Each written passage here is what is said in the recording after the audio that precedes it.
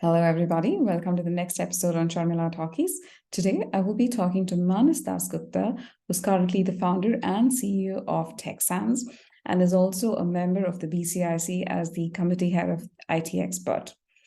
He has very rich experience with about 25 years of his career in the IT industry, who started as a systems engineer, moved on to become a senior systems engineer, a program manager, and also worked as the VP in various companies like ANZ, Coforge, HCL, and others.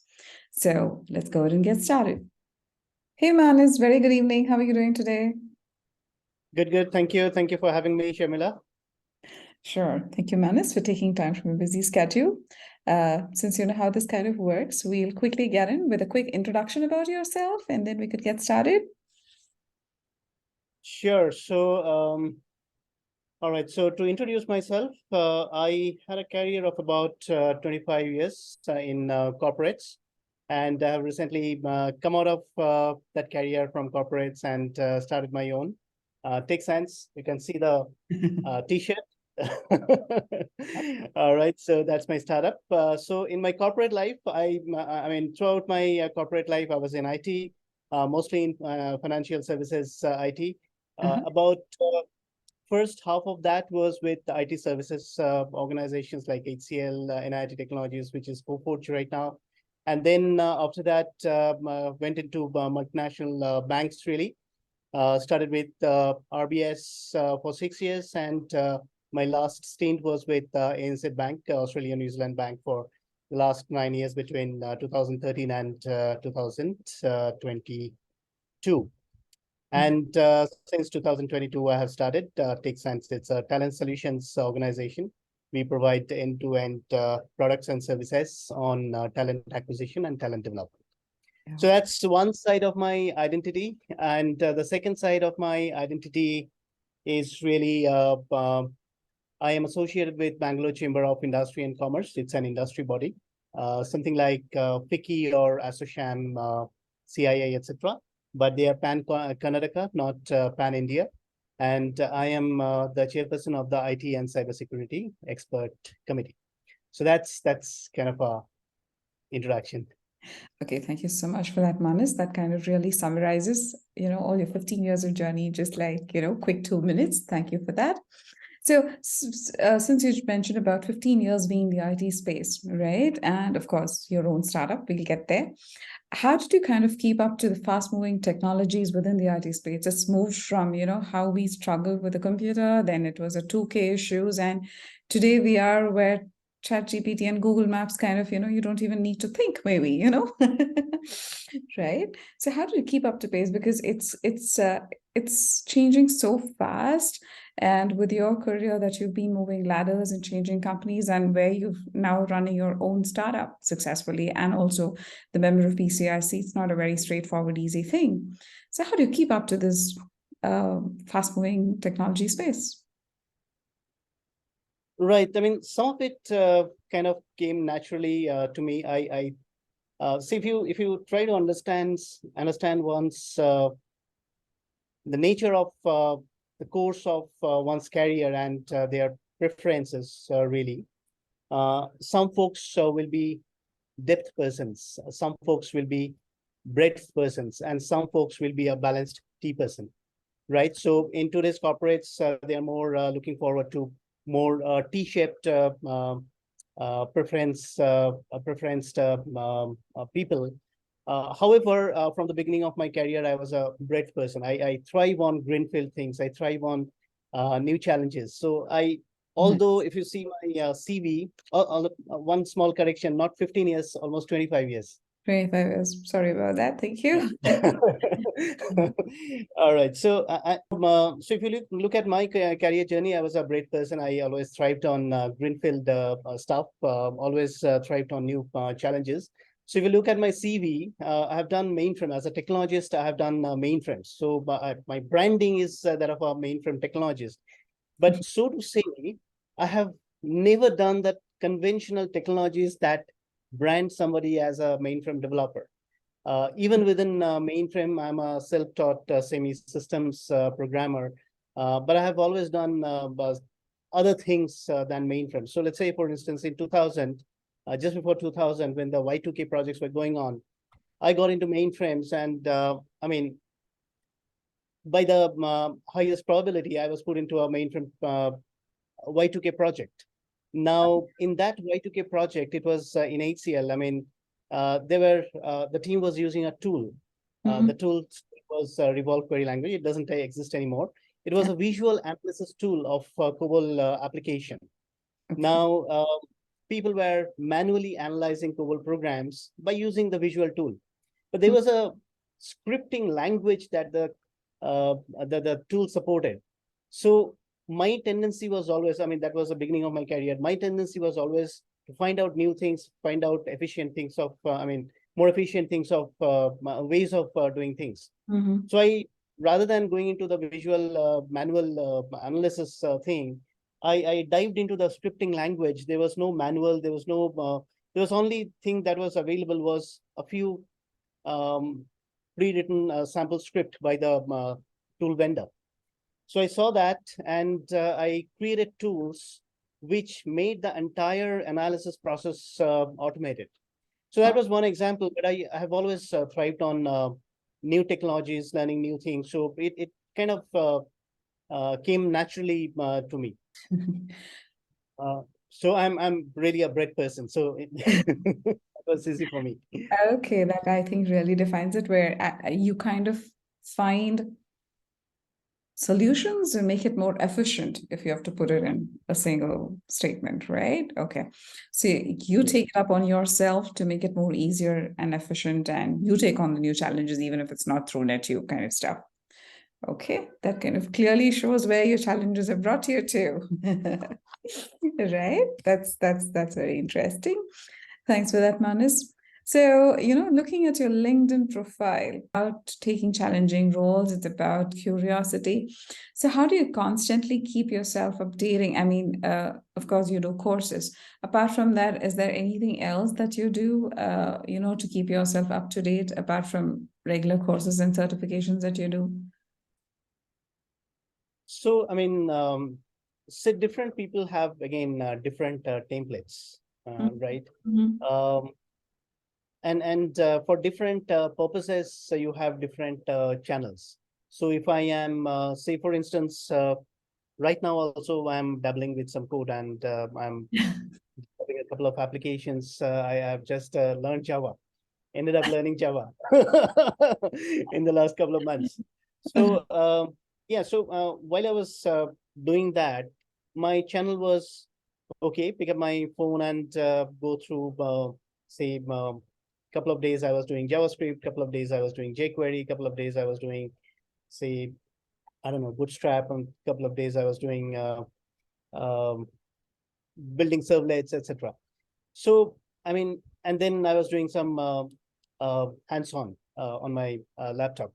So that's one template. But let's say, for instance, generally, if I want to keep myself aware of what is happening in the AI industry, normally there's a lot of resources that keep on popping up on LinkedIn, which are, some of them are very good resources. Then again, you have to know how to filter out the right matters, I mean, right articles or right material to study, because there is a lot of junk also. And especially the fields of AI, ML, there's a much abused, every influencer, just for becoming influencer, just take the AI and ML, because that's what is trending. So yeah, I mean, for different purposes, different channels and different mediums. Oh, cool. What kind of motivated you to have at your LinkedIn profile, right? I was amazed by the amount of constant learnings and certifications that you've been doing, right? It also shows that, you've done certifications with a distinction as well, being a VP, being a CEO, working in the BCIC, running your own startup. How do you kind of manage all this? And of course, with distinction, I think you continuing it every once in 2 or 4 years is what it shows in your LinkedIn profile. How do you kind of manage all of this? Isn't that difficult? See, the way I looked at it, yes, I mean, my CV probably has a lot of certifications, and not all the certifications, doing all the certifications were linked to the same reason, or the same kind of drive. Uh-huh. For instance, one of the initial certifications that I have done was project management, PMP. PMP. Uh-huh. So I was a new project manager, and I mean, so I just took the transition from being a technologist to becoming a project manager. Now, I had training on writing programs, but I didn't have training on project managing, which involves so many different streams of work. So let's say work planning, work management, people management, financials management, all of that stuff. So Mm-hmm. there is an entire body of knowledge which comprises of multiple different aspects of project management. So I really wanted to understand that, and that understanding was not coming from my surroundings. I mean, which is probably an unfortunate thing. And that is where I see that things haven't really changed in the environments. I mean, people taking transition from being technologists to managers or leaders still need the handholding and that learning. So I had that need within myself, and I went for that. Even for let's say, for instance, ITIL, I had that need to understand service management. So I Uh-huh. joined RBS, and I was managing a production support team. So I managed the first couple of years in Royal Bank of Scotland. My assignment was managing a large production support team.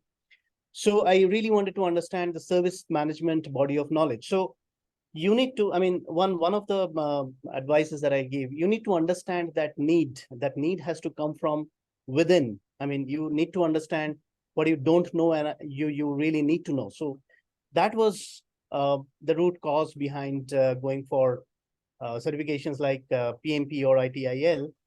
However, things like Six Sigma Black Belt was nowhere related to what I was doing, or done anything that I have done in my career in terms of work front. That was mere curiosity. I mean, that was probably one of the toughest certifications that I have done. That was mere curiosity. Did for from American Society of Quality. Very proud of that. That was a very enriching learning process. Then the latest one, which is not a certification really, it was masters from Liverpool John Moores University. I've done masters in AI. That's where you have probably seen the distinction thing. Yes. Yeah. So what happened to me in 2018 is I have been a delivery head or divisional head for quite some time, and then I figured out within myself that I was a technologist to the core. I love programming. I love technology, right? I want to dabble with code, right? And I was not getting that for a very long time, and then I had to come back to technology. I mean, not for doing it probably, but just for my own satisfaction. I have to learn something new. It's been a very long time since I learned something, a new technology. So the first thing I did was I learned Angular and did a personal project, and then I thought, no, let me do something bigger. So I got into this master's course from Liverpool John Moores University, and then finished that. Um, so yeah, then again, this is out of curiosity. Okay, that's a really interesting one, Manis. Where out of curiosity, you kind of took up new courses, took up new challenges. You wanted to get back to technology while you moved from technology to the non-tech stuff, right? I think it's more about it's a good mix of challenges and curiosity. Would that be the right thing to say? To kind of, keep yourself Absolutely. updated. Yeah. Yeah. Okay. Okay. I need to be hands-on. I need to be innovating, and I need to be learning or doing new things all the time. I kind of get a little bored by doing something over and over again. But here is another catch, that that's me, and a lot of people have seen that they have the tendency of copying templates. So it doesn't mean that there is only one template. I mean, I thrive on breadth. A lot of people thrive on depth. So for them, um, it's not conducive for them to thrive by learning new technologies every day. I mean, they thrive by learning something very deeply. So people have different preferences and types. So Agreed, that agreed. was my Yeah, background. yeah. I think that kind of really talks about how you've taken different courses as well, right? And the various roles that you have played in the 25 years of your career. Okay, cool. So, what is your driving factor to keep moving forward when you take up these challenges, when you have this curiosity? There must be some driving force within you that kind of pushes you to do these things, right? And like what I mentioned in the previous question, how do you kind of manage all of this? Isn't it too much to handle? It's just 24 hours in a day, right? You have your own startup, you're part of BCIC, I'm sure you run others, whatever other things that you've been doing, of course, your course and your personal life. How do you kind of strike a balance among all of this and still keep moving with a smile of yours? All right. Okay. So yeah, um, there's a question I hear very often, but there is a simple solution to it: time boxing. And you don't have to get efficient at time boxing overnight, and you can practice it and slowly. And over a period of time, you will find yourself managing too many different things with ease. So what happens is that, okay, I'll give you a simple calculation. Mm-hmm. Say for instance, my involvement in BCIC. Okay, we have done we do a lot of events and awareness sessions for the industry, for academia, etc. But how much time I really end up spending Mm-hmm. on an average per day basis or per week basis? Okay. So if I just take the entire year on a per week basis, if I see my involvement for BCIC, it is probably going to be 5 hours. Okay. Okay. So if that is the case, I can squeeze out 5 hours from somewhere, right? If I have the willingness, you can squeeze out 5 hours from anywhere, right? It's just Mm-hmm. a willingness. So say, for instance, in the meantime, I have also done other things like while I was in ANZ, I was also the diversity champion, and I was my specialty on diversity was not gender diversity, but working with peoples with disability. I was championing the inclusion of people with disabilities at ANZ Technology um, about 5 years back, 5 years back. And I was also awarded the ANZ Star Award, which is the highest award within the company. So for championing that. So now, say for instance, I was doing that. It was a very visible initiative. I have done that 2 or 3 times in different tranches. The inclusion in different tranches. It was very visible. It was very visible to the senior management, to the entire organization, what we are doing in terms of diversity, the leadership, etc. But if you quantify the total amount of time I was spending in leading that initiative, Mm-hmm. probably not more than 5 hours over a period of, let's say, each tranche of 3 months. Okay. So if you have the willingness, you can squeeze out those 5 hours. So it's all about the willingness and time boxing those small amounts of time. Okay, I think this is very well defined, Manas. It's just not about execution, which takes 5 hours, right? I mean, there's a lot of thought process that goes behind it, communicating with people, coordinating with people to get it done. I wouldn't say running from pillar to post, but the 5 hours is the actual final output that you do to execute things that, so much of background work that you've done behind the scenes, right? And I think the biggest factor is the willingness to do that. End of the day, it looks like 5 hours, but the amount of effort and thinking about it, how to execute, what are the approvals you need, who do you need to talk to, right? And how do you go about doing it? It's I think it's much more time. I think I agree the final execution must have just taken 5 hours. But I think the willingness is a big factor there. That shows how much you're eager to do different things there. Yeah, so I mean the willingness is the driving factor, definitely. So I was saying on an average 5 hours per week over a period of, let's say, 3 months for that particular initiative. But then there will be spikes. I mean, there will be some weeks where you will probably spend only 1 hour, probably one meeting. Agreed. But towards kind of the point of time where it is actually taking shape, you will probably spend 10 hours or even sometimes 15 hours on that particular week. Agreed. So on an average 5 hours, but there will be peaks and troughs on the way. Yeah, agreed. Yeah. So basically, I think that's why you mentioned about the time box factor, right? How do you kind of time box it? Prioritizes as and when it's required. Nice. I mean, that's very, very well defined, precisely done, right? What kind of motivated you to have this own startup of yours, Teksands, if you could talk about that? Right. Yes. So I don't know. I mean, it's probably multiple factors. One particular factor that comes into my mind uh, most frequently is that I don't want to retire ever. Right. Work is my passion, and I along the way I also love learning different things, as I mentioned before. So work is my passion, and I want to keep working till I can. I don't know. It can be 70 years of age or 75 years of age. I don't know. But I mean, I can't really comprehend a day when I will be doing nothing.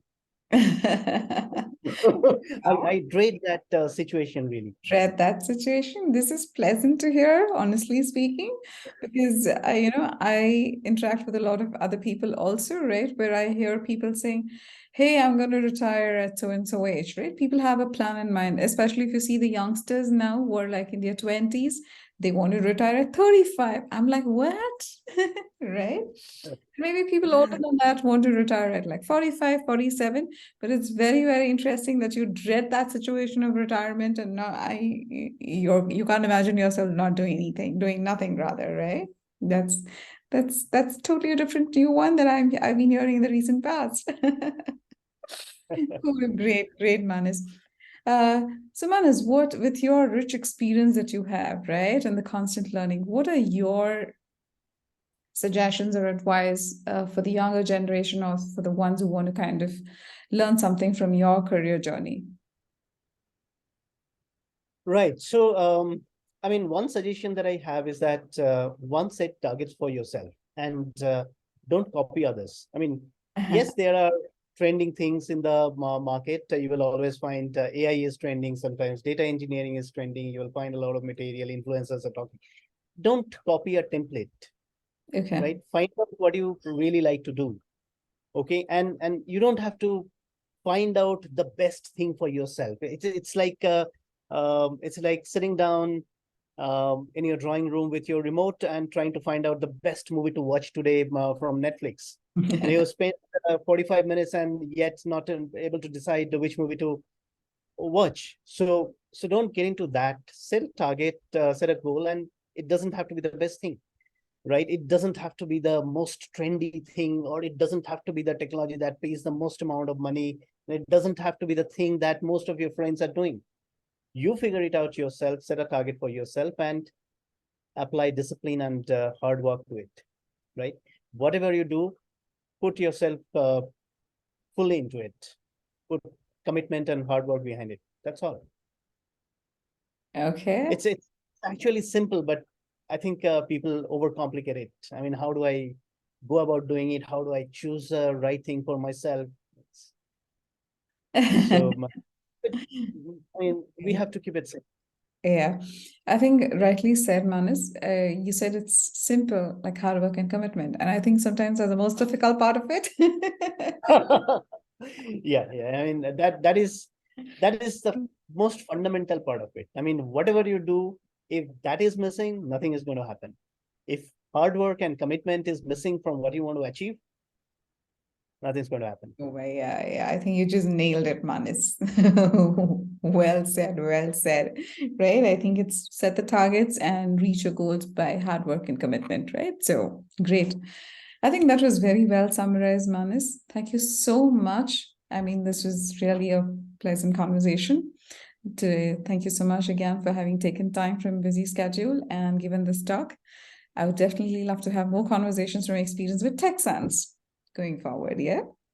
Thank you, Sharmila. Thank you for having me. Pleasure. Sure, Manis. Thank you so much. You have a good day. Bye-bye. Bye-bye. Hope you've had great takeaways from this conversation with Manis.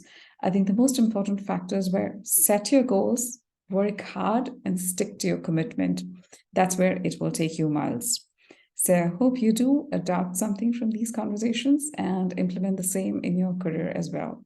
Do leave your comments and talk to you soon in the next episode. Thank you.